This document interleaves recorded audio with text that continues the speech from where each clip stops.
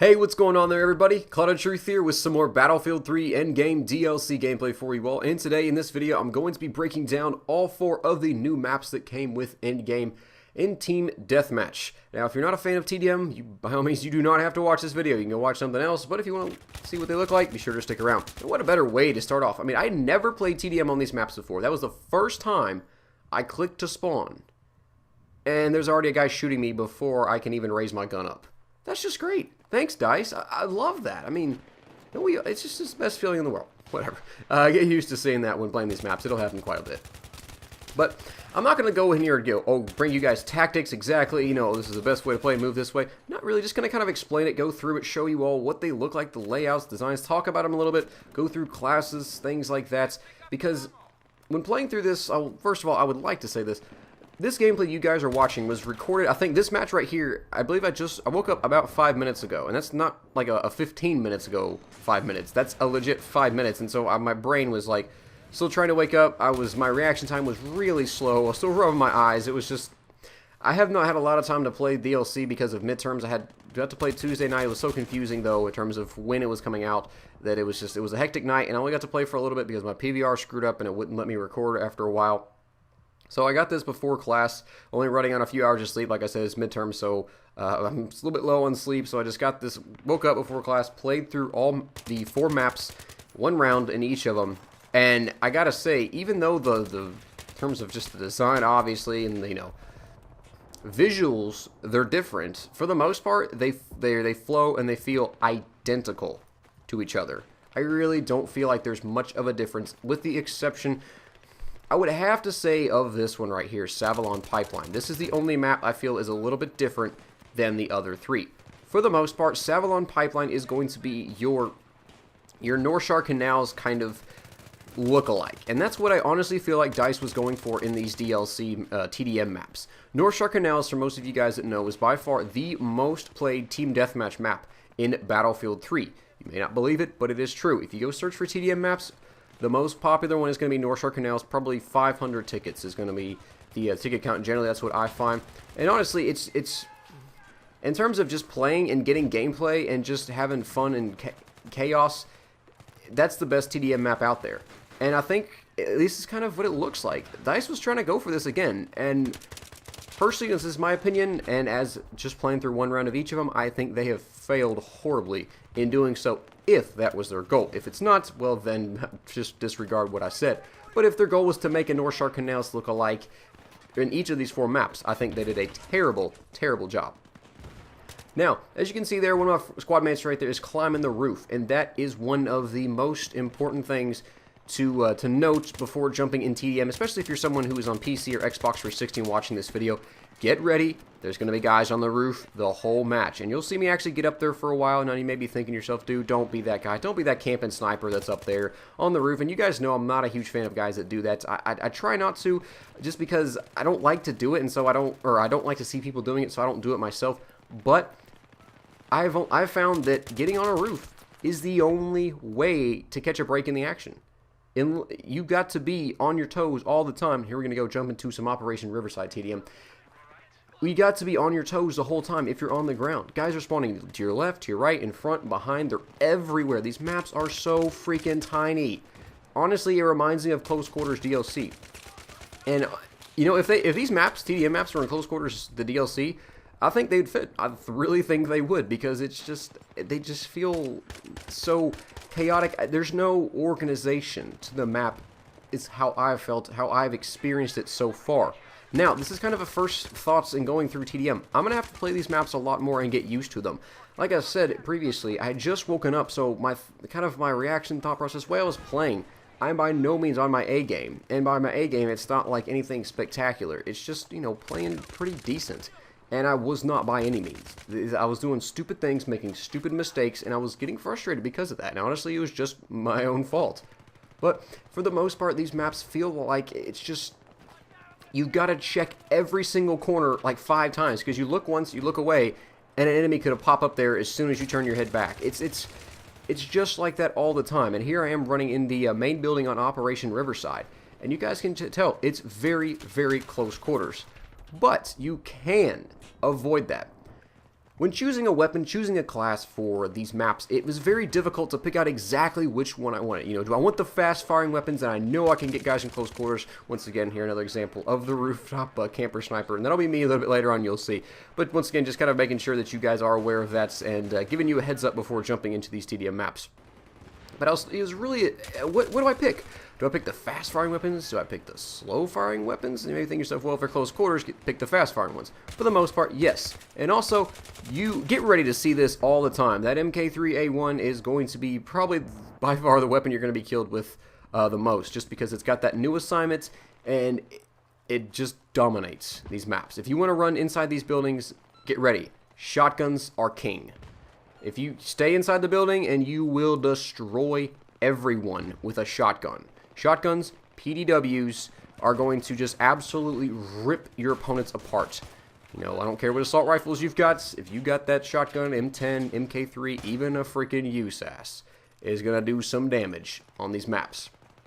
But you can see here, it's not just all 100% close quarters. There are some long sight lines, and that's where, for me, it got really confusing. That's where I kind of was debating with myself. What do I want to use? What do I want to run? Because if you use those fast-firing weapons, not really accurate range, a lot of recoil, it's hard to do well in long-range engagements on these sight lines. And check this moment out. Stuff like this happens, it's just, whoa! Oh my god, that was awesome. It's just cool moments like that. It's just, you just sit there for a second like, whoa, did that just happen? Stuff like, oh man, that is one thing that really I do love about this game when things like that happen. It's just, wow, that's pretty freaking cool. But these long sight lines are areas in which you can stay kind of on the outskirts of the map. But like I said, you have got to be very, very careful. If you start to notice that all your teammates are on one side of the map and no one's spawning behind you, you better move or you better be looking around, because you're going to get either knifed or shot in the back. Spawns will flip that quickly, and it doesn't seem to be any consistency with the spawns. Like I've said, I have spawned in front of, you know, 3 or 4 enemies before, and there's really the rest of the team is next to them, and it's like they're just completely random like that.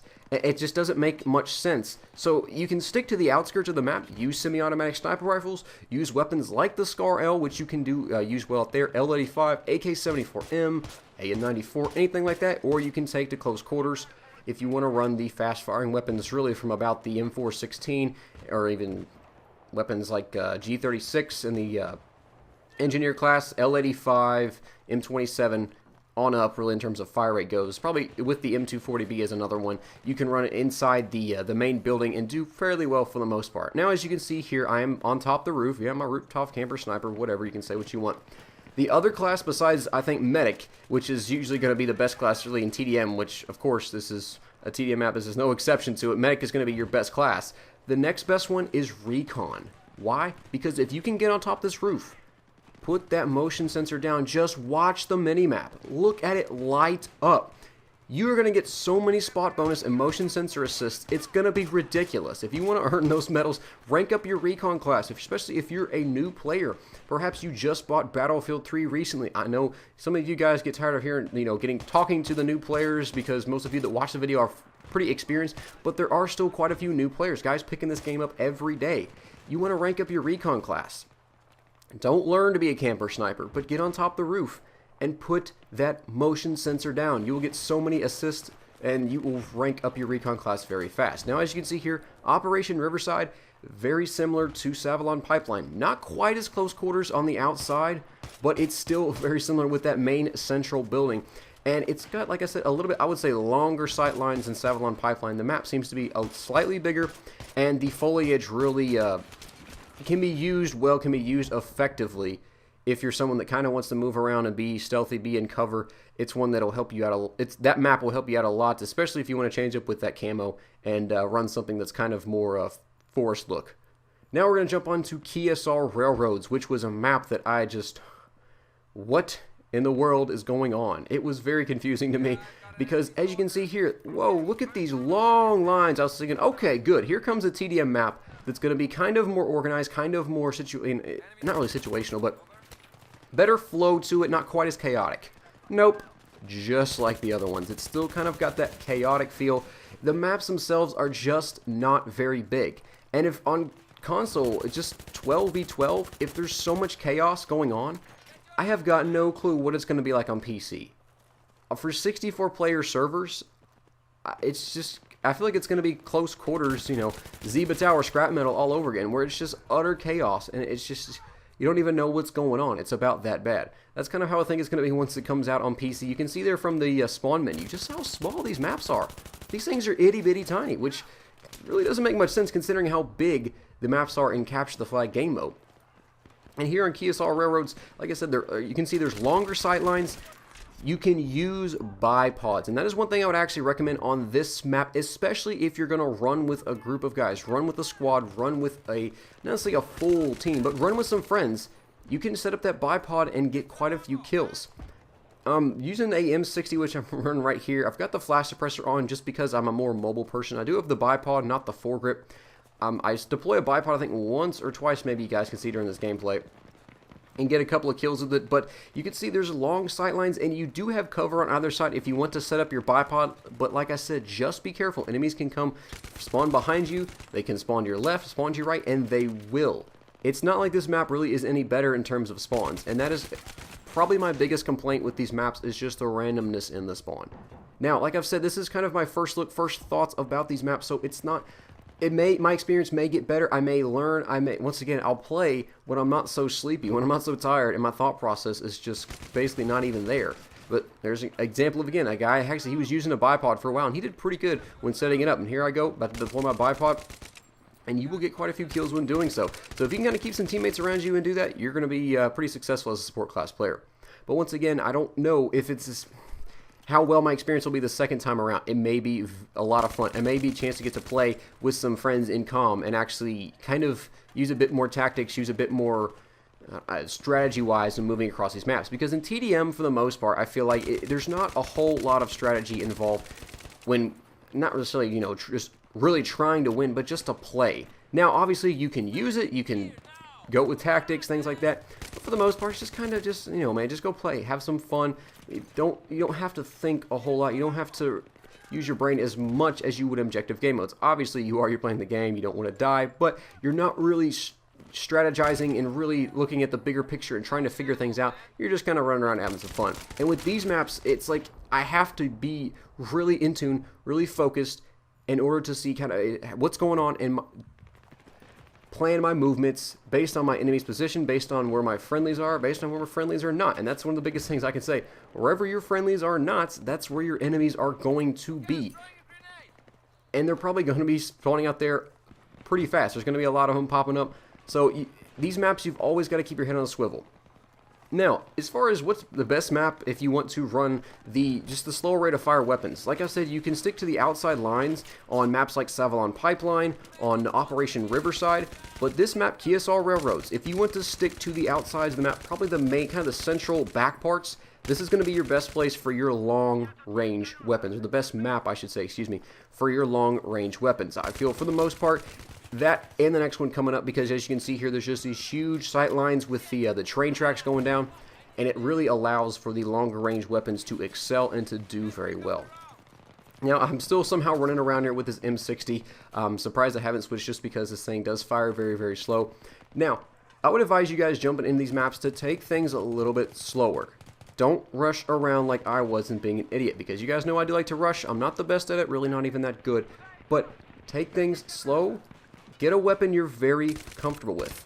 My biggest problem when I played these maps was I could not find a weapon to do well with. I really struggled, and that is one thing I would advise you guys actually not to do. Don't switch weapons over and over and over and over again, especially if you have, it's good in one range, but I keep dying at a different range where it struggles at. That's fine. Don't get in those range, the engagements in which your weapon struggles at, don't get in those. Stick to the ones at which it excels at. As you can see, these final clips are wrapping up. I've picked up the Spaz with Slugs, which you guys know is my favorite gun in this game. And it actually does pretty good on this map right here, KSR Railroads. And kind of like Operation Riverside, there's some foliage in here, but if you're going to deploy a bipod, make sure you're doing it on, I guess you'd say, the concrete, the cement, the ground. Don't do it where there's the grass there, because when I try to deploy my bipod down, the grass pops up, it blocks your view. Make sure you're deploying your bipod down on actual hard surfaces by means of like concretes, or like, I guess if you can get on like a truck or a train car or something like that. So one thing I actually would like to say about class choice, weapon choices, and in that sense, attachments on your guns. Since these maps are so close quarters, like I've said earlier, one of the best attachments you can put on any weapon, mainly assault rifles and carbines, LMGs, you can by all means do it, but it's not going to be that great, is a suppressor. Because there's so many different little nooks and crannies you can run in and out of, different ways to go, a suppressor is going to be, not really your best friend, but you're going to perform pretty well. And right at the end of this gameplay, which see now we're going to go into some Abandoned Flats Team Deathmatch, I use the AS Val. And actually, I did pretty darn good when using that weapon. It was towards the end. I only got to use it for a few seconds. I actually racked up a quick 3 or 4 kills with the gun, so it's actually pretty darn good on these maps, as well as I imagine most every other weapon with a suppressor, because since it's just so close quarters, you don't have to worry about the suppressor's negative effects in terms of nerfing your damage. It's going to keep you off that mini-map, which I find is pretty big on these maps, just because when you fire those unsilenced weapons, you pop up on that mini-map, and guys running around like that engineer was with the MK3A1 are just going to kill you in an instant if they're smart players and are looking at their minimap. And here in Abandoned Flats, this is where I think it's one of the most North Star Canal likes in terms of its design. Those shipping crates right there are just flat out ridiculous. Within that, really that whole building, it's just North Star Canals all over again, but I feel like it's just this non-organized way. I just don't like it. It doesn't, maybe it's just because I don't know. Like I said, guys, I'm still learning these maps. So it's possible I may love it after a while. It's maybe like, hey, this is great, just like Canals, because I enjoy playing Canals. It's not my favorite map in the game, but I do enjoy playing it. So it's possible after some time I'll get used to it and I'll be able to enjoy these maps. But here I am again back on top of the building trying to use the M39. Like I mentioned previously, this is the only way I've found to catch a break in the action, to just kind of catch your breath. It's just to get on the roof. And I know it's not really the best thing to do. I don't like to or really encourage this, but it's just the way I found to kind of regain yourself, regain your composure. And once again, put down those motion sensors. You'll get so many assists in terms of spot bonuses. And just like Operation Riverside and even KSR Railroads, you can see the sight lines on the outside of the building. They are very, very long. So sniper rifles, long-range assault rifles, even carbines are going to excel, as well as bipoded LMGs. So keep that in mind when you're playing these games or if you're jumping into it for the first time. Hopefully you guys enjoyed this video. I know my commentary is going a little bit over. I do apologize for that. Leave your thoughts about it below in the comment section. And other than that, I will talk to you guys later with some more in-game DLC footage. Hopefully some actual objective ones like capture the flag. Take care, guys. See you later.